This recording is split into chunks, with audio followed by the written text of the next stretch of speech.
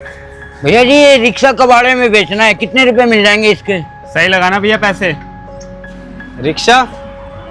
ये तो एकदम बढ़िया रिक्शा है, इसे क्यों बेच रहे हो कबाड़े में? भैया जी हमारा बेटा बोल रहा है कि रिक्शा चलाना छोड़ दो, ये छोटा काम है, हमें शर्म आती है इसलिए बेचना पड़ रहा है।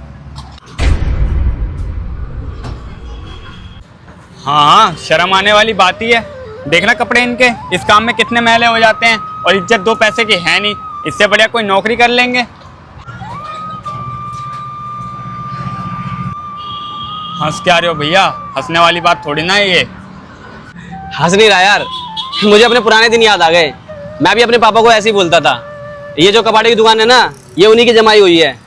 उस वक्त ना समझता मैं, तो मैं उनको बोलता था ये क्या काम कर रखा है। मेरे दोस्त मेरा मजाक उड़ाते हैं, सब कबाड़ी कबाड़ी कहते हैं मुझे। और ये क्या कपड़े पहन रखे हैं, कितने मैले हैं तुम्हारे कपड़े, कितने गंदे हैं, नए कपड़े नहीं ले सकते। और वो ना वो छोटा सा फोन चलाते थे टूटा हुआ। और तुमने देखा होगा कि जो बड़े आदमी होते हैं वो रबड़ बांध लेते हैं फोन के पीछे तो मेरे पापा भी ऐसी रबड़ बांध के फोन चलाते थे। तो मैं उनको बोलता था कि जब इतना कमाते हो तो नया फोन नहीं ले सकते हैं, क्या फायदा इतनी कमाई का। मजाक बना रखा है मेरे दोस्तों के बीच में मेरा। अब जब मेरे ऊपर जिम्मेदारी आई ना, तो मुझे धीरे धीरे सब समझ में आ रहा है कि मेरे पापा ऐसा क्यों करते थे, क्यों वो नया फोन नहीं लेते थे, टूटा हुआ फोन चलाते थे, क्यों वो नए कपड़े नहीं पहनते थे। मेरे भाई, जब जिम्मेदारी का पहाड़ सर के ऊपर आता है ना, तो सारे शौक उसी पहाड़ के नीचे दब के मर जाते हैं। समझ आई बात?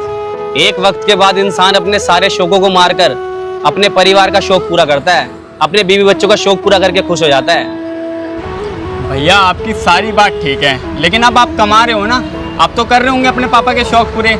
जब मैं भी कमाने लग जाऊंगा तो मैं भी इनके पूरे शौक कर दूंगा। फिलहाल तो ये मेरी बात माने। भाई शौक तो मैं सारे पूरे करता अपने पापा के, अगर वो जिंदा होते तो। मेरे भाई तभी कहते हैं वक्त रहते ये बात समझ लेनी चाहिए। अपने बाप के काम पर ना कभी शर्म मत करना, इसी काम से तुम्हारी रोजी रोटी चल रही है। और जिन्हें तुम मैले कपड़े कह रहे हो ना मेरे भाई, ये मेहनत की कमाई के कपड़े हैं। और ये मेहनत की कमाई के कपड़े वो महंगे महंगे सूट से ज्यादा बेहतर है जो हराम की कमाई करके पहने गए हो। समझ आई बात? और अगर तुम सच में चाहते हो कि तुम्हारे पापा रिक्शा चलाना छोड़ दें, तो तुम इनकी नजरों में काबिल बन के दिखाओ। इतना पैसा कमाओ कि इन्हें खुद लगे कि अब तो मेरा बेटा जिम्मेदारी समझता है, सारा घर का खर्चा खुद संभाल सकता है। तुम देखना ये खुद ही ये काम छोड़ देंगे। लेकिन यार अपने बाप को नीचा मत दिखाओ, इनके काम को लेके ना शर्म मत करो। देखो बाकी मेरे को क्या, मैं तो ये रिक्शा ले लूंगा, मेरे को 1500 रुपए बचेंगे, क्यों भाई? लेकिन भाई मैं अपने फायदे के लिए ना किसी को गलत नसीहत नहीं देना चाहता, समझना मेरी बात।